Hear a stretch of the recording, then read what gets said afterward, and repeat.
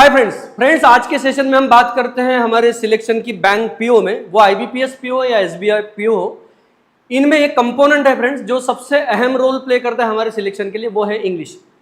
So before I tell you something about English, here is a brief introduction of mine. My name is Ashish Thengre. For more than 11 years I have been preparing students for banking and SSC examinations. I have been an ex faculty of Hollywood also. मेरी books publish हुई है। English is scoring, ये bankers के लिए जो भी IBPS pattern में preparation करना चाहते हैं इंग्लिश की, उनके लिए ये बुक है इंग्लिश इज स्कोरिंग। और जो बच्चे सीजीएल की एग्जामिनेशन को टारगेट कर रहे हैं उनके लिए ये मेरी बुक है इंग्लिश स्कोर बूस्टर। तो चलिए फ्रेंड्स, आज हम बात करते हैं आईबीपीएस के पैटर्न में होने वाली एग्जाम, जिसमें इंग्लिश को हम कैसे बेहतर बनाएं और कैसे स्कोर करके जल्दी से सिलेक्शन लें। ये लिस्ट ऑफ एग्जाम्स मैंने दिए फ्रेंड्स, आप यहाँ पे देख सकते हैं। आईबीपीएस पीओ की हम बात कर रहे हैं, एसबीआई पीओ की हम बात कर रहे हैं, क्लर्क की बात कर रहे हैं, आरबीआई ग्रेड बी हो, सेबी ऑफिसर हो, सीट बी ऑफिसर हो। आपको किसी भी तरह का ऑफिसर बनना है तो इंग्लिश का अहम रोल है। ये कैसे है तो ये आपको मैं बताना चाहता हूँ। देखिए फ्रेंड्स, इंग्लिश का वेटेज हमें सबसे पहले समझना पड़ेगा। अगर हम आईबीपीएस पीओ की बात करते हैं तो यहाँ पे 30 मार्क्स का इंग्लिश है प्री में, जिसमें मैथ्स और रीजनिंग 35 मार्क्स के लिए पूछे जाते हैं। लेकिन ये हमें भी पता है फ्रेंड्स, ये सिर्फ क्वालिफाइंग नेचर का है। मेन जो हमारी एग्जाम होती है सिलेक्शन के लिए वो है मेंस। अब मेंस में अगर हम देखेंगे तो यहाँ पे देखिए इंग्लिश है 40 मार्क्स का, और यहाँ डिस्क्रिप्टिव जिसमें हम एसे राइटिंग और लेटर राइटिंग की बात करते हैं वहाँ 25 मार्क्स का। तो अगर मैं आईबीपीएस पीओ की बात करूं तो पिछले 3 साल का हम अगर कट ऑफ कंसीडर करें तो हमें ये पता चलता है कि 65 to 75 इस रेंज में हमें कट ऑफ्स दिखते हैं पिछले 3 साल से। अब इसमें हमें क्या करना पड़ेगा मेंस में, एनी हाउ। अब हमें तो पता ही है फ्रेंड्स, सभी को जो प्रिपरेशन करने वाले बच्चे हैं उनको नहीं पता है, तो मैं बताना चाहता हूँ जो नए बच्चे हैं उनके लिए खासकर, कि मैथ्स और रीजनिंग में टाइम बहुत दिया जाता है। तो 45 मिनट्स आपको आईबीपीएस पीओ में टाइम मिलता है मैथ्स सॉल्व करने के लिए, और रीजनिंग सॉल्व करने के लिए you are getting 60 minutes, 1 hour आपको मिलता है। और होता क्या है फिर, इसका कट ऑफ बहुत कम लगता है क्योंकि डिफिकल्टी लेवल काफ़ी हाई हो जाती है। तो उसमें हम कट ऑफ देखते हैं 1.5 मार्क्स या 2 मार्क्स या 2.5 मार्क्स, ऐसा कट ऑफ देखने को मिलता है, जिसमें बच्चे 8, 10, 11, 12 ऐसे मार्क्स लेते हैं मैथ्स और रीजनिंग सेक्शन में। तो मेन जो स्कोर करने वाले सेक्शंस होते हैं वो आपके पास होते हैं, एक इंग्लिश और एक होता है करंट अफेयर्स, या जिसको हम जनरल अवेयरनेस या बैंकिंग अवेयरनेस बोलते हैं।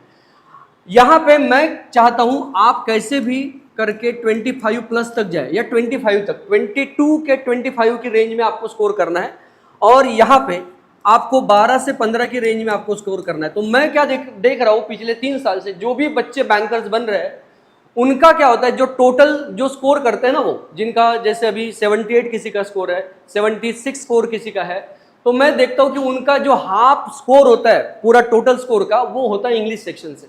जैसे कि इन्होंने इंग्लिश में 22 मार्क्स लिए, या किसी ने 14-15 लिए, तो उनके मार्क्स बनते हैं 35। और कट ऑफ ही कितना होता है, तो कट ऑफ का हम देख रहे हैं कि 50% स्कोर एक आपको सेक्शन दे सकता है इंग्लिश। अगर हम एसबीआई पीओ की बात करें तो पिछले साल में हमने देखा है कि वहाँ पे थोड़ा सा उसका पैटर्न चेंज हुआ है, तो जिसमें हमने देखा था कि 40 मार्क्स के लिए प्रीलिम्स में ही इंग्लिश आ चुका है ना। तो यहाँ पे भी इंग्लिश का वेटेज हमें बढ़ा हुआ दिखता है। और ऑफ कोर्स अगर हम एसबीआई पीओ बनना चाहते हैं तो हमें डिस्क्रिप्टिव में बहुत अच्छा स्कोर करना पड़ेगा, एटलीस्ट 25 प्लस, तभी जाके हम कहीं एसबीआई पीओ बनने का हमारा सपना पूरा कर सकते हैं। ये रियलिटी है फ्रेंड्स। अभी हम बात करते हैं those who are aspiring to be a banker, उनको ध्यान में लेना पड़ेगा, they have to take into consideration this things, कि क्योंकि क्या होता है पता है फ्रेंड्स, बैंकिंग के एग्जामिनेशन में सबसे बड़ी दिक्कत हमें क्या देखने को मिलती है कि बैंक में जो पेपर हुआ, किसी भी शिफ्ट में या कोई भी पेपर जो हुआ, वो पेपर हमें देखने को नहीं मिलता। जैसे सीजीएल में हम पेपर देख सकते हैं, बैंकिंग में आपके पास you are not having access to those papers. तो इसमें क्या होता है, बच्चों को पता ही नहीं चलता है कि मुझे किस तरीके की इंग्लिश की प्रिपरेशन करनी चाहिए, मुझे किस चीज़ पे काम करना है, हमारे वोकैबुलरी पे काम करना है या ग्रामर पे काम करना है, या कौन से पर्टिकुलर पैटर्न का। और ये पैटर्न भी फिक्स नहीं है, शिफ्ट वाइज ये चेंज होते जाते हैं। आफ्टरनून की शिफ्ट में हम देखते हैं पैराजंबल पूछा था, मॉर्निंग शिफ्ट में पैराजंबल नहीं पूछा था, यहाँ कॉलम फिलर्स पूछे थे, यहाँ कॉलम कनेक्टर्स पूछे थे। ये सारी बातें दिखते हैं। तो हमें माइंड में एक ही बात रखनी है, अगर बैंकर बनना चाहते हैं तो हमें समझना पड़ेगा हमारा इंग्लिश जो है वो जनरल इंग्लिश हमें डेवलप करना पड़ेगा। जनरल इंग्लिश का मतलब क्या होता है फ्रेंड्स, एक ऐसी इंग्लिश कि जो आपसे एक्सपेक्ट की जा रही है कि यू आर अ ग्रेजुएट, आप ग्रेजुएट हैं तभी आप इन सारी एग्जाम्स के लिए एलिजिबल है। एक ग्रेजुएट बंदे को इतनी इंग्लिश आनी चाहिए, ये आईबीपीएस पैटर्न का जो इंग्लिश पूछा जाता है उसमें उनकी वो आपसे डिमांड है कि ये इंग्लिश आपको आना चाहिए। तो हमें फोकस करना पड़ेगा जनरल इंग्लिश पर। और जनरल इंग्लिश का मतलब ये होता है, यहाँ पे आपको कोई पर्टिकुलर केमिस्ट्री का पार्ट नहीं दिखता इंग्लिश में। जनरल इंग्लिश मतलब जो हम करंट अफेयर्स पढ़ रहे हैं, न्यूज पढ़ रहे हैं, आर्टिफिशियल इंटेलिजेंस पे आ सकता है, वुमेन एम्पावरमेंट पे आ सकता है। तो हम बोलेंगे जनरल इंग्लिश को बेहतर करने के लिए हमें क्या करना पड़ेगा।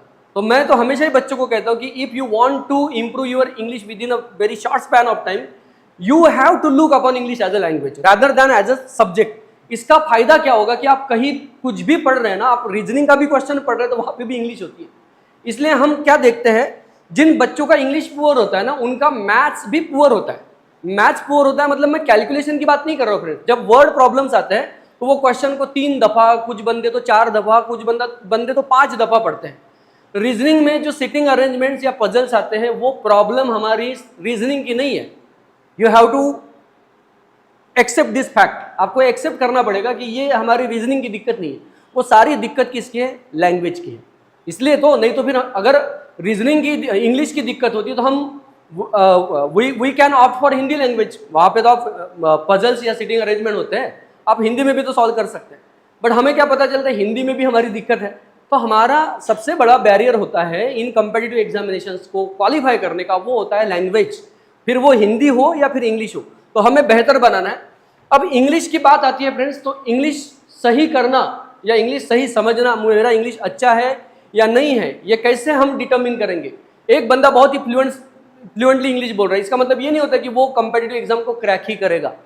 यहाँ पे इंग्लिश का मतलब होता है ये पैटर्न्स आपको आने चाहिए। देखिए इसको बहुत अच्छी तरीके से समझिए फ्रेंड्स, जो भी एस्पिरेंट्स है, बैंकर बनना चाहते हैं, उनको समझना पड़ेगा कि जो मुझे पैटर्न पूछा जाता है बैंकिंग के एग्जामिनेशंस में वो क्या है। तो देखिए ये स्पॉटिंग एरर्स पूछे जाते हैं आपको, जिसमें बोला जाता है कि एक पार्ट में ग्रामेटिकल मिस्टेक है, या कभी कभी ऐसा भी पूछा जाता है कि जिसमें ऐसा पार्ट बताइए, ये 5 सेंटेंसेस है जिसमें से कि जिसमें ग्रामेटिकल मिस्टेक नहीं है, ये भी पूछा जाता है। मतलब अल्टीमेटली सवाल किसका है, ग्रामेटिकल एरर को फाइंड आउट करने का। तो ग्रामेटिकल एरर, ये ग्रामेटिकल एक बात होती है और लॉजिकल बात आपको जनरली इसमें पूछी जाती है। फ्रेज रिप्लेसमेंट में ऐसा ही नहीं होता कि सिर्फ ग्रामर का यूसेज होता है, वहां आपको लॉजिकल भी देखना पड़ता है कि यार लॉजिकली फिर इसकी कीमतें बड़ी होंगी कि घटी होंगी। इसलिए ऑप्शंस में आपने देखा होगा कई बार डिक्रीजिंग होता है, एक इंक्रीजिंग होता है। इसका मतलब क्या है, तो हमें लॉजिकली भी सही रहना है। और सेंटेंस रीअरेंजमेंट का पैटर्न सभी ने देखा होगा, आजकल के बैंकिंग एग्जामिनेशंस में हम देखते हैं मैक्सिमम शिफ्ट्स में पूछा जाता है। एक सेंटेंस होता है बड़ा, उसको स्प्लिट किया जाता है और फिर उसको पार्ट्स में उसके ऑप्शंस दिए जाते हैं आपको कि इसका सही सीक्वेंस आपको देखना है कि ये पहला इस सेंटेंस का पार्ट कहाँ से शुरू होगा, फिर सेकंड पार्ट क्या आएगा और पूरा सेंटेंस कैसा बनेगा। तो मैं कहता हूँ ये एक ही बात होती है, जिसको स्पॉटिंग एरर सॉल्व करना आता है बहुत अच्छी तरीके से, उसको सेंटेंस रीअरेंजमेंट भी आना चाहिए, क्योंकि वहां पे बहुत बड़ा ग्रामर का रोल होता है। जैसे कि हु है तो उसके पहले का हमें नाउन देखना है, फिर उसके बाद वर्ब है, ये सारी चीजें, या फिर प्रेपोजिशंस होते हैं, वहां पे कंजंक्शंस होते हैं। इनका यूज करके किसी बंदे ने सेंटेंस रीअरेंजमेंट सॉल्व किया तो बहुत जल्दी ही उसमें इंप्रूवमेंट देखने को मिलता है। दूसरी बात, अब ये देखिए बहुत बार बच्चे क्या करते हैं, वर्ड यूसेज को बिल्कुल अलग देखते हैं। जैसे वर्ड यूसेज का मतलब क्या होता है, एक वर्ड दिया उन्होंने अटर, और फिर क्या करते हैं, एक स्टेटमेंट है, एक बी स्टेटमेंट है, एक सी स्टेटमेंट है। तीनों सेंटेंसेस में इस वर्ड को बोल्ड में करके दिया जाता है और बोला जाता है कि कहां पे इस वर्ड को करेक्टली यूज किया। ये भी कभी कभी डायरेक्शन होता है, या कभी कभी ये भी डायरेक्शन होता है कि कहां पे इस वर्ड को इनकरेक्टली कॉन्टेक्चुअली रॉन्ग तरीके से कहां पे यूज किया। तो वर्ड यूसेज सॉल्व करने के लिए अगर किसी को दिक्कत नहीं होती है तो इसका मतलब ये होता है उसको फिल इन द ब्लैंक्स भी सॉल्व करना आता है। और fill in the blank solve करने का मतलब यही नहीं होता है कि डबल फिलर ही आता है, फिर सिंगल फिलर भी आएगा। अगर कॉलम फिलर्स दिए तो हमको ये भी सॉल्व करना आना चाहिए। बहुत बार बच्चे क्या करते हैं, सर मुझे सिंगल फिलर्स आते हैं, डबल फिलर्स आते हैं, क्लोजर टेस्ट सॉल्व करना नहीं आता। इसका मतलब कहीं ना कहीं एक अप्रोच ही उसने डेवलप नहीं किया है फिल इन द ब्लैंक्स को सॉल्व करने का। ये इसका सीधा सीधा मतलब होता है, you can jump to this conclusion directly. ऐसा नहीं हो सकता कि आपको fill in the blank solve करना आता और क्लोजेट टेस्ट सॉल्व नहीं करना आता। ये एक ही बात होती है, वो आपके साथ मैं डिस्कस करूंगा। वर्ड स्वैप, जिसको fill in the blank solve करना आता है, जिसको कॉन्टेक्चुअली वर्ड को चुनना आता है, उसको वर्ड स्वैप करना बिल्कुल आएगा, क्योंकि वहां पे तो वर्ड्स को इंटरचेंज करना पड़ता है। इस वर्ड के बदले वो जाएगा, यहाँ वर्ब नहीं चाहिए, यहाँ एडजेक्टिव चाहिए। यहाँ कहीं ना कहीं हम देखेंगे कि ग्रामर का भी रोल है। सिनोनिम्स और एंटोनिम्स बैंकिंग के एग्जामिनेशंस में पूछे जाते हैं, लेकिन एसएससी की तरह नहीं फ्रेंड्स। जैसे एसएससी में एक वर्ड दिया जाता है और उसके सिनोनिम्स पूछे जाते हैं 4 ऑप्शंस में, बैंकिंग के एग्जामिनेशंस में आप ये देखेंगे कि पैसेज में कुछ वर्ड्स दिए जाते हैं जो आपको देखने पड़ते हैं कि इस वर्ड का यहाँ पे कॉन्टेक्स्ट में मीनिंग क्या होगा। जैसे कि एग्जाम्पल के तौर पर आपको बताता हूं, देखिए जैसे ये वर्ड है ब्लो। अब ब्लो का मतलब देखिए, अगर कोई बंदा कैंडल को ब्लो कर रहा है तो उसका मतलब बुझाना हो रहा है। और हम बहुत बार गाड़ियों पे देखते हैं पीछे लिखा होता है ब्लो हॉर्न, तो वहां पे उसका मीनिंग, मैं बहुत बार बच्चों को पूछता हूँ कि ब्लो का मीनिंग पता है क्या, तो बोलते हैं ब्लो का मतलब वो ऐसे करते हैं बच्चे, हाँ, तो वो बुझाना बताना चाहते हैं। लेकिन ये नहीं बताते कि ब्लो का मतलब बजाना भी होता है, सिर्फ बुझाना ही नहीं होता। तो वो कॉन्टेक्स्ट पे डिपेंड करता है ना, अगर हॉर्न है तो फिर बजाना है, तो इसको आपको कॉन्टेक्चुअली पूछा जाता है, ये एक बात है। फिर उसके बाद देखिए फ्रेंड्स, पैराजंबल। पैराजंबल तो पूरा का पूरा लॉजिकल पार्ट बनता है, जैसे इसकी तरह नहीं। सेंटेंस रीअरेंजमेंट में ग्रामर बहुत बड़े पैमाने पे that will come in handy, but in the case of parajumble ये बहुत सारे बच्चों के लिए सरदर्दी भी बनी बैठी है कि पैराजंबल को कैसे सॉल्व करें, क्योंकि हम यहाँ देखते हैं 6 कई बार 7 सेंटेंसेस दिए जाते हैं और वहां पे हमें बताना पड़ता है कि पहला सेंटेंस क्या होगा, है ना। उसके बाद हम देखेंगे कनेक्टर्स। कनेक्टर्स सॉल्व करना ये भी बड़ा बच्चों के लिए मुश्किल मालूम पड़ता है। कनेक्टर्स के लिए कुछ नहीं फ्रेंड्स, आपके पास एक प्रॉपर सेंस होना चाहिए। You have to have sound knowledge of conjunctions. अगर कंजंक्शंस की आपको अच्छी जानकारी नहीं है, अच्छा नॉलेज नहीं है, तो फिर कनेक्टर से रिलेटेड कोई भी पार्ट हमारा बनता नहीं। जैसे कि कनेक्टर से रिलेटेड स्टार्टर्स पूछे जाते हैं, ये बड़े सरदर्दी वाले होते हैं, अभी पूछ भी नहीं रहे, 2 साल से 3 साल से हम देख रहे हैं। स्टार्टर्स मतलब क्या होता है कि 2 स्टेटमेंट दिए जाते हैं और नीचे ऑप्शन दिया जाता है, फिर पूछा जाता है कि किस फ्रेज से 2 सेंटेंसेस स्टार्ट होंगे। कॉलम मैच वाला जो पैटर्न है बड़ा ही कॉमन है, आजकल देखा जा रहा है कि कॉलम दिए जाते हैं आपको 2 या 3 और बोला जाता है कि कौन से सेंटेंसेस इनमें से कनेक्ट हो रहे हैं। या फिर कई बार पूछा जाता है कंजंक्शंस का यूज, कि ये कौन से कंजंक्शन का यूज होगा जिससे हम ये 2 सेंटेंसेस को, या फिर कई बार 3 सेंटेंसेस होते हैं, इनको कनेक्ट कर सकते हैं। फिर हाँ, reading comprehension, this is the part and parcel of banking examination. ये आपको हमेशा याद रखना है फ्रेंड्स। रीडिंग कॉम्प्रहेंशन मतलब आपकी कॉम्प्रहेंशन की टेस्टिंग होती है यहाँ पे। कॉम्प्रहेंशन मतलब आपकी समझ, आपने कितना समझा कितना नहीं समझा, प्री में भी और मेंस में भी होता है। मैं प्री की बात करूं तो आपको बताओ, ये 7 to 8 मार्क्स के लिए आपको पूछा जाता है रीडिंग कॉम्प्रहेंशन, क्योंकि वहां पे सिनोनिम्स पूछे जाते हैं, एंटोनिम्स पूछे जाते हैं, कॉन्टेक्चुअल। अगर उनको छोड़े तो at least 7 questions you are getting in preliminary exam. Mains examination में तो ऑफकोर्स इसका बिल्कुल बढ़ जाता है, हम देखेंगे इसका वेटेज, हम देखेंगे 15-18 मार्क्स तक चला जाता है कॉम्प्रहेंशन का। और फिर पैरा कंप्लीशन। पैरा कंप्लीशन भी कभी कभी पूछा जाता है, ये बहुत, इसकी फ्रीक्वेंसी नहीं देखने को मिलती है। तो ये मैंने अभी बताया फ्रेंड्स, ये पूरा का पूरा पैटर्न है। यहाँ पे अगर हमें इंग्लिश सही करना है, अभी एक नई बात हमें देखने को मिलता है कि हर बैंकिंग एग्जामिनेशन में हर साल कुछ ना कुछ नया पैटर्न आता है, जिसमें फ्रेजल वर्ड्स कभी कभी पूछे जाते हैं, तो कभी नया ही पैटर्न आता है, बोलते हैं बच्चे कि ये कुछ नया ही पैटर्न देखने को मिला। इसके लिए हमें तैयार रहना है। मतलब क्या है, अब देखिए सिंपल इन सब पैटर्न्स को सॉल्व करने की क्या है फ्रेंड्स, तो वो मैंने यहाँ पे लिखे, how to score in English. ये सबका कहीं ना कहीं दिमाग बिल्कुल पूरी तरीके से डिस्टर्ब कर देता है कि भाई इंग्लिश में स्कोर कैसे करें। तो इंग्लिश में स्कोर करने की आपको बताना चाहता हूं मैं। आप वोकैबुलरी पे आप पूरा फोकस रखिए फ्रेंड्स, सिर्फ ग्रामर के रूल्स पे नहीं। Only by virtue of committing grammatical rules you cannot qualify this banking examination, always bear in mind. सबसे पहले तो आपको ये ध्यान में रखनी है बात। और वोकैबुलरी को बेहतर बनाना या इंप्रूव करने का मतलब नहीं होता है कि वोकैबुलरी का रट्टा मारना। वोकैबुलरी का मतलब होता है कॉन्टेक्चुअली वर्ड को समझना। ये अगर आपने समझे तभी आप फिल इन द ब्लैंक्स या सिनोनिम्स एंटोनिम्स सॉल्व कर सकते हैं। दूसरी बात, ग्रामर का नॉलेज एक्वायर करना, इसका मतलब क्या होता है, लॉजिकल क्या पार्ट बनता है ग्रामर का। जैसे जेरंड इंफिनिटिव है, बेयर इंफिनिटिव है, ये ग्रामेटिकल पार्ट में समझते हो। बाकी सब्जेक्ट एंड वर्ब है, नाउन प्रोनाउन है, कंजंक्शंस है, ये कैसा ग्रामर का पार्ट बनता है, लॉजिकल पार्ट बनता है। अगर लॉजिकली आपने ग्रामर को समझने की कोशिश की, आपको कहीं पे भी किसी भी रूल का रट्टा मारने की जरूरत नहीं है। अब देखिए सिंपल बात है फ्रेंड्स, अगर आपकी वोकैबुलरी अच्छी है, साउंड वोकैबुलरी है, इसको ग्रामर का सपोर्ट है, तो ऑटोमेटिकली पता है क्या आपका ये बनता है, कॉम्प्रहेंशन, आपकी एबिलिटी इंप्रूव होती है। कॉम्प्रहेंशन मतलब आप समझ पाते हो, फिर वो पैराजंबल हो या फिर रीडिंग कॉम्प्रहेंशन से रिलेटेड कोई क्वेश्चन हो जिसमें आपको टोन भी पूछा जा सकता है, what is the tone of the passage. ये बहुत बार बच्चे इस क्वेश्चन को सॉल्व करने के लिए बड़े परेशान रहते हैं कि टोन कैसे पहचाने। इसमें सारा का सारा खेल कहाँ है फ्रेंड्स, वोकैबुलरी का है। तो अब देखिए ग्रामर की जिन जिन बच्चों को परेशानी लगती है मैं उनको बताना चाहता हूं कि ग्रामर अच्छा करना मतलब कुछ नहीं है, ये सबसे बड़ा इसका बेस है, फाउंडेशन है। अगर आपको पार्ट्स ऑफ स्पीच समझ में आती है तो ग्रामर लर्न कर पाओगे, अदरवाइज नहीं।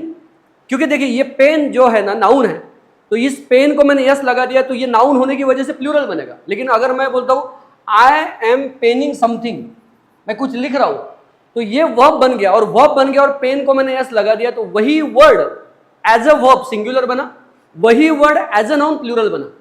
तो अल्टीमेटली हम क्या समझ सकते हैं इससे कि भाई पार्ट्स ऑफ स्पीच समझे तभी ग्रामर समझा ना, फिर पार्ट्स ऑफ स्पीच समझे तो आप नाउन प्रोनाउन समझेंगे, पार्ट्स ऑफ स्पीच समझा तो आप सब्जेक्ट एंड वर्ब समझेंगे, ये सारी चीजें आप समझ पाओगे। And last but not the list, modifiers. Modifier समझना आपकी बिल्कुल जिम्मेदारी बनती है फ्रेंड्स। मॉडिफायर मतलब ये होता है क्या पार्ट ऑफ स्पीच है, इसका कनेक्शन किसके साथ है। जैसे कि एडजेक्टिव का फिलर दिया आपको, मान लीजिए वो क्लोजेट टेस्ट सॉल्व कर रही है, आप डबल फिलर सॉल्व कर रहे हैं या फिर सिंगल फिलर सॉल्व कर रहे हैं, एडजेक्टिव का फिलर है, तो आपका काम क्या बनता है, आपको वो नाउन को फाइंड आउट करना कि which particular noun is being modified by that particular adjective. ये जब तक आपके माइंड में नहीं है तब तक आप वो एडजेक्टिव का फिलर बना नहीं सकते, even though you are well possessed of all the words which are given as an options as an option, अगर वो दिया है वहां पे सारे वर्ड्स, और उसके बावजूद भी आप नहीं बना पाएंगे। क्यों? क्योंकि इसका मतलब ये होता है आपने मॉडिफायर के तरीके से उसको सोचा नहीं। इसका कनेक्शन क्या है, इसका कॉन्टेक्स्ट क्या है। अब देखिए ये सारी बातें मैंने बताई, अब आपको बताता हूं मैं क्रक्स। इंग्लिश का क्रक्स क्या है फ्रेंड्स, देखिए ये सारे के सारे पैटर्न सॉल्व करना, जैसे वर्ड स्वैप हो, कॉलम फिलर हो, क्लोजेट टेस्ट हो, या फिर डबल फिलर हो, या फिर सिंगल फिलर हो। मैं आपको क्या कहता हूं कि अगर आप आपके ऑप्शन के बारे में श्योर है तो आप जाइए, मार्क कीजिए उसको, गो अहेड।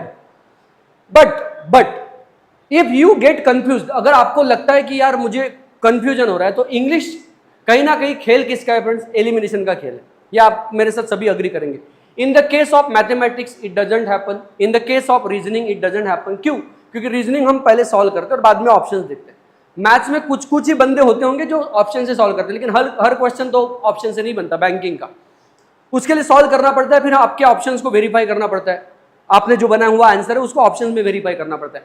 लेकिन जहां तक as far as English is concern of all these competitive examinations, वहां पे हम देखेंगे एलिमिनेशन ही हमारी कहीं ना कहीं सबसे बड़ी की है जिससे हम इंग्लिश बनाते हैं। अब एलिमिनेशन का बेस क्या होता है, ये देखिए तीन चीजें हैं फ्रेंड्स। रॉन्ग ऑप्शंस आपको दिए जाते हैं ऑन द बेसिस ऑफ, वो ग्रामेटिकली एक तो ऑप्शन रॉन्ग होगा, एक तो टोन में फिट नहीं होगा या पॉजिटिव नेगेटिव में, या फिर इनएप्रोप्रिएट वर्ड होगा जिसको हम इरेलीवेंट भी कह सकते हैं। अब एप्रोप्रिएटनेस या फिर इनएप्रोप्रिएटनेस ये कैसे वेरीफाई की जाती है, जो थोड़ी देर पहले मैंने आपको बोली थी। मॉडिफायर्स, अगर मॉडिफायर्स आते हैं तभी आप ऑप्शंस को आपके इरेलीवेंट कंसीडर करके एलिमिनेट कर सकते हैं। अब ये देखिए फ्रेंड्स, मैंने सारी स्ट्रैटेजी तो आपके साथ शेयर की है। अब ये प्रैग्मेटिक अप्रोच इसका कैसे अप्लाई किया जाता है वो आपके साथ मैं करता हूं। देखिए मान लीजिए एक क्वेश्चन है आपको, ये सिंगल फिलर का क्वेश्चन है, ये हमें बनाना है। अब इसके केस में क्या हो सकता है, मैं पहले ऑप्शंस पे जा रहा हूं। ऑथेंटिक सभी को पता है, पेंडिंग सभी को पता है, अनपेड सभी को पता है, अनआइडेंटिफाइड का मीनिंग भी सभी को पता है। हो सकता है ड्यूबियस ऐसा वर्ड हो कि सबको ना पता हो, थोड़ा लग रहा हो, जो भी अभी वीडियो देख रहे हैं उनको किसी को लग रहा होगा कि यार ये ड्यूबियस वर्ड नहीं पता। मैं क्या कहता हूं, 1 2 3 4 वर्ड्स अगर आपको आते हैं और एक वर्ड नहीं आता है, तो इसका मतलब क्या निकलता है, इसका मतलब ये निकलता है कि 4 वर्ड्स को मैं यूज करके देखूंगा, उनको मैं वेरीफाई करूंगा कि इस फिलर में वो सही जा रहे कि नहीं जा रहे। अगर नहीं जाते तो हम अगर ये चारों को ऑप्शन कट करके इसको चुनते हैं, इसी को हमने नाम दिया एलिमिनेशन।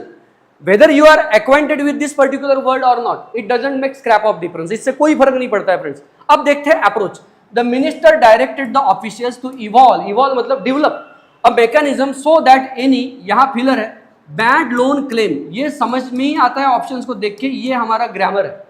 अब देखिए फिल इन द ब्लैंक्स में बहुत बार बच्चे क्या बोलते हैं, सिर्फ मेरे पास वर्ड पावर होना चाहिए, बट वर्ड पावर को ग्रामर का सपोर्ट होना चाहिए, तभी आप सही तरीके से आपकी लाइन ऑफ थॉट को आप फॉलो कर पाएंगे। जैसे यहां एडजेक्टिव का फिलर है, bad loan claim is not entertain any longer. इसका मीनिंग क्या हुआ कि मिनिस्टर ने आदेश दिए ऑफिसर्स को कि एक मैकेनिज्म बनाइए सो that any bad loan claim को हम एंटरटेन नहीं करेंगे। अब ये ऑथेंटिक देखिए, ये सारे एडजेक्टिव है, ये एडजेक्टिव है, पेंडिंग अनपेड एडजेक्टिव है, ये V3 पार्टिसिपल कहते हैं इसको, ये भी एडजेक्टिव, ये भी V3 पार्टिसिपल कहते हैं। ये ड्यूबियस तो एडजेक्टिव इसका सफिक्स ही बताता है, OUS, सारे एडजेक्टिव। तो इसका मीनिंग क्या हुआ? इस क्वेश्चन में हमारे पास ग्रामेटिकली रॉन्ग ऑप्शन एक भी नहीं है। मतलब अभी हमारी जो पहली स्टेप थी कि ग्रामेटिकली रॉन्ग ऑप्शन को एलिमिनेट करना, that will not come in handy in particular this question.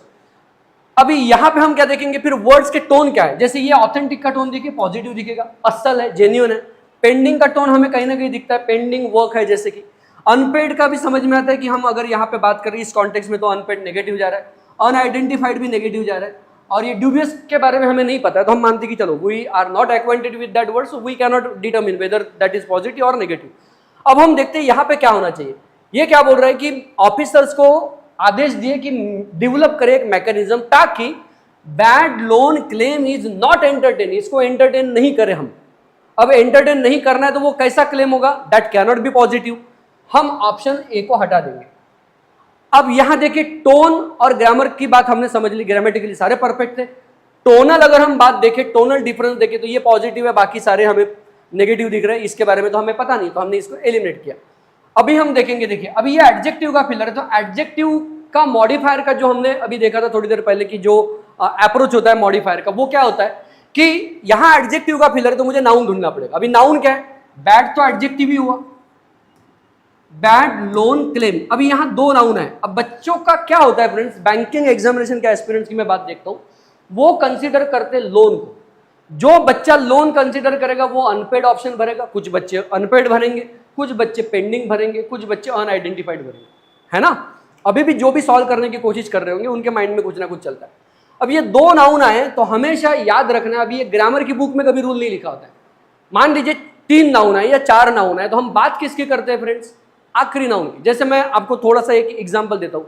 जैसे हमारे महाराष्ट्र में बड़ी एक फेमस योजना है, लाड़की बहन योजना। ये लाड़की बहन योजना अच्छी है अगर हम बात करते हैं तो हम बात योजना अच्छी है बोल रहे हैं, हम बहन अच्छी है नहीं बोल रहे। तो बात किसकी हो रही है, आखिरी नाउन की। अभी हमने बोला एयर इंडिया प्लेन क्रैश, तो एयर की भी बात नहीं कर रहे, इंडिया की भी बात नहीं कर रहे, हम प्लेन की भी बात नहीं कर रहे, एयर इंडिया प्लेन क्रैश। तो ये हम क्रैश की बात करते हैं। आखिरी नाउन को हमेशा कंसीडर करना होता है। जैसे मैंने बोला डेटा सिक्योरिटी कंसर्न इंडिया में बढ़ रही है, तो कंसर्न बढ़ रही है और डेटा सिक्योरिटी बढ़ रहा है, तो डेटा सिक्योरिटी बढ़ रही है तो अच्छी बात है, और कंसर्न बढ़ रही है तो बुरी बात है।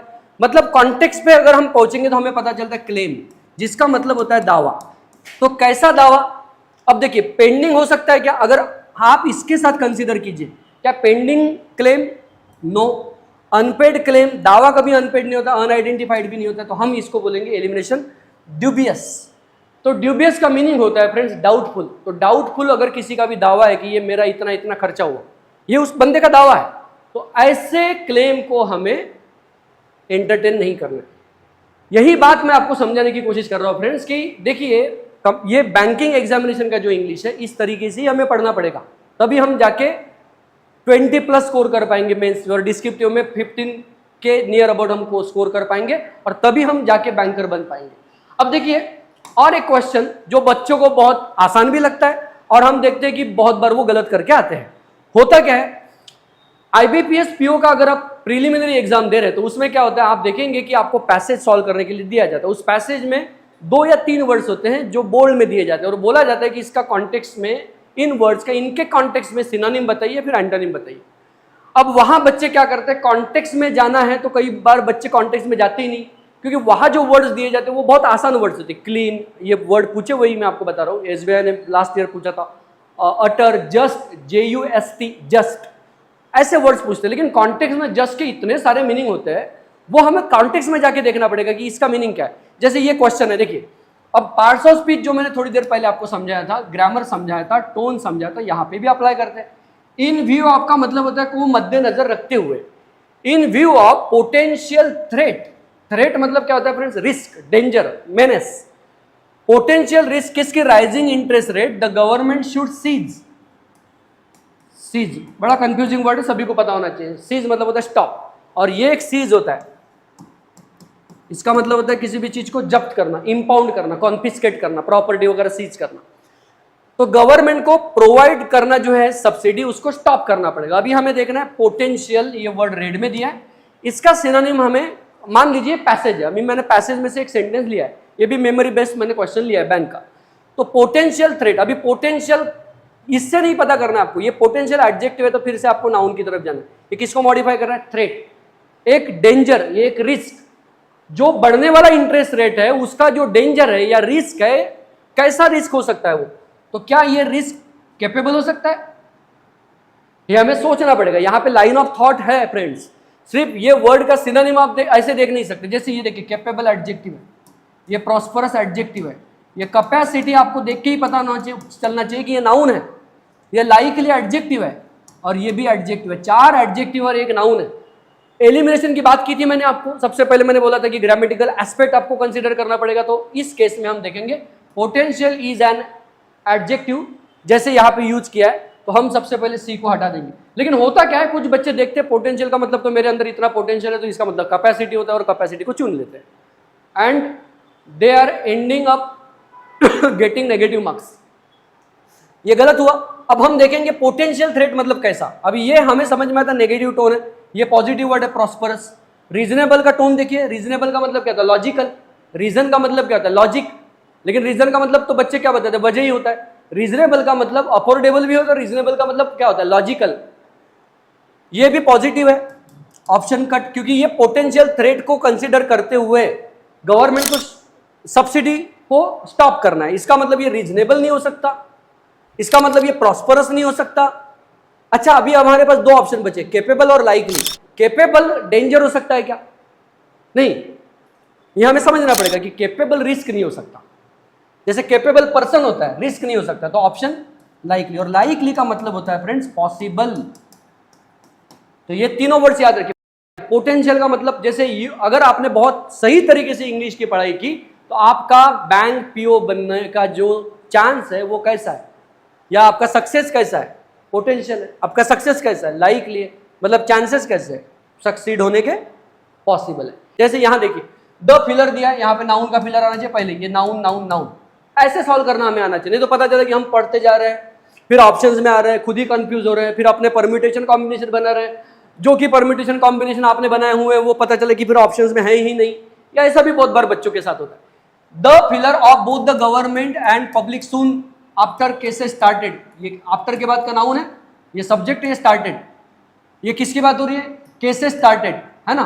नवंबर 2020 ऑनवर्ड्स हैज रिजल्ट, ये यहाँ पे वर्ब है। ये सबसे बड़ी आपकी कहीं ना कहीं ये बोल सकते कि ये की है या फिर क्लू है।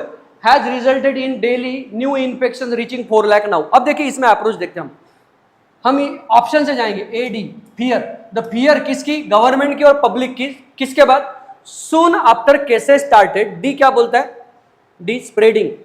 अब ये स्प्रेडिंग देखिए सारे V4 में है, यहाँ पे ग्रामेटिकली कोई गलत नहीं, सारे नाउन है, यहाँ पे कोई ग्रामेटिकली रॉन्ग ऑप्शन नहीं है, हमें ये समझना है। इसका मतलब ग्रामर ने हमें यहाँ पे सपोर्ट नहीं किया, क्योंकि ग्रामेटिकली सारी ऑप्शंस परफेक्ट है।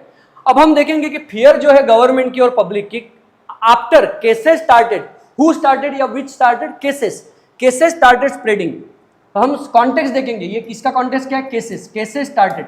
अब मुझे बताइए कोरोना के जो केसेस है, केसेस फैलते हैं क्या? अब किसी के माइंड में आ रहा होगा कि हाँ हाँ हाँ, तो केसेस नहीं फैलते बाबा, कोरोना फैलता है ना, वो वायरस फैलता है, केसेस नहीं फैलते, केसेस बढ़ते हैं, केसेस फैलते नहीं है। इसका मतलब मैंने ये भी कॉन्टेक्स्ट देखा, इसी को बोला जाता है मॉडिफायर। केसेस स्टार्टेड स्प्रेडिंग, तो हम बोलेंगे यार स्प्रेडिंग नहीं हो सकता, because what is the context? Cases. तो हम ऑप्शन, ये 2 ऑप्शन को एलिमिनेट किया। This is called a pragmatic approach. अब हम देखेंगे बी। बी में क्या दिया? नेग्लिजेंस मतलब लापरवाही, बेपरवाही, मेरे ख्याल से सभी को पता है। नेग्लिजेंस किसकी? गवर्नमेंट की और पब्लिक की। तुरंत किसके बाद? Cases started, cases started rising. अब यहां पे बिल्कुल सही है, कॉन्टेक्स्ट में सही है कि केसेस बढ़ना शुरू हो गया, लेकिन अभी लॉजिक देखना है, उसका रेलिवेंस देखना है कि केसेस, या फिर उसका हम लॉजिक बोल सकते हैं कि लॉजिक देखना है कि केसेस ने बढ़ना शुरू हो गया क्या। इसके बाद यहां पे हमने बात की थी कि लापरवाही, किसके बाद लापरवाही हो रही? कि केसेस बढ़ने के बाद। और किसके केसेस की बात कर रहे हैं? तो हम समझ में आ रहा है कि कोई ना कोई न्यू इन्फेक्शन है, तो हो सकता है कोरोना हो या कोई भी एक हम बोल सकते हैं पैंडेमिक या कोई भी बीमारी की बात कर रहे हैं। केसेस स्टार्टेड राइजिंग, ये क्या बोलता है? अबेटिंग। अबेट का मतलब क्या होता है? कम होना। राइज का मतलब क्या होता है? बढ़ना। अब हमें लॉजिकली सोचना है कि केसेस बढ़ने के बाद यहाँ पे लापरवाही या नेग्लिजेंस होगा क्या? तो हमें समझना पड़ेगा नहीं यार, ये ऑप्शन गलत है। अब हमारे पास ऑप्शन बी, ई है, सी, एफ है। तो ई वाला हमने पहले देखा था, वो किसके साथ जा रहा है? बी के साथ। तो ये भी ऑप्शन हमारा कट हुआ, तो हमारा आंसर बना सी। अभी हम देखते हैं, ये ऑप्शन हमें आंखें बंद करके एग्जाम में चुनना पड़ेगा, तभी हम बाकी क्वेश्चंस की तरफ पहुंच पाएंगे और जल्दी से जल्दी हम हमारा सेक्शन पूरा का पूरा सॉल्व करने की कोशिश कर पाएंगे। अब देखते हैं इसमें होगा क्या। कंप्लेसेंसी, ये वर्ड सभी ने सुना होता है, बट इंग्लिश के वर्ड्स को लेके देखता हूँ, बच्चों ने जो बहुत बार वर्ड सुने हैं उनको पता होता है, फिर भी उनका कहना होता है कि ये वर्ड हमें नहीं पता। जैसे बच्चन साहब की कॉलर ट्यून बहुत चल रही थी जब पैंडेमिक चल रहा था, don't be complacent, observe maximum precaution, जब तक दवाई नहीं तब तक ढिलाई नहीं, आपने सुना होगा ये। कंप्लेसेंसी का मतलब क्या होता है? आत्मसंतुष्टि। जैसे कोई बंदे को बैंक पीओ की वो मॉक दे रहा है और उसमें उसका 50 स्कोर आ रहा है, 55, और वो कंप्लेसेंसी ऐसे एटीट्यूड में बैठा, अब भाई अपना तो होने वाला है, ये जो एटीट्यूड है इसको कंप्लेसेंसी कहा जाता है। तो जो कंप्लेसेंसी है गवर्नमेंट की और पब्लिक की, किसके बाद? केसेस स्टार्टेड अबेटिंग, जब केसेस ने घटना शुरू हो गया और फिर इनमें कंप्लेसेंसी आ गई, तो ये जो कंप्लेसेंसी है ये सब्जेक्ट था हमारा, इसका वर्ब इधर है, ये देखिए। ये जो लापरवाही या फिर ढीलापन है, ये ढीलापन का जो फिर परिणाम किस में हुआ कि न्यू इन्फेक्शंस एकदम डेली 4 लाख तक केसेस बढ़ने लगे। इसको कहते हैं फ्रेंड्स अप्रोच। अगर ऐसा ही अप्रोच आप with in a very short span of time develop करना चाहते हैं और बैंकर बनना चाहते हैं 25 में ही, तो हमारा बैच ज्वाइन कर सकते हैं। ऑनलाइन मोड में भी हमारा बैच अवेलेबल है और ऑफलाइन मोड में भी, जहां पे आपको प्रिलिमिनरी एग्जाम के लिए, मेंस एग्जाम के लिए और डिस्क्रिप्टिव के लिए, और even after qualifying mains interview के लिए भी पूरा का पूरा आपको डायरेक्शन दिया जाएगा। अगर इंग्लिश आपकी दिक्कत है और बैरियर बना है आपके सिलेक्शन के लिए, तो don't forget to visit our institute Ashish sir's English academy at Sitabardi Nagpur. Thank you friends.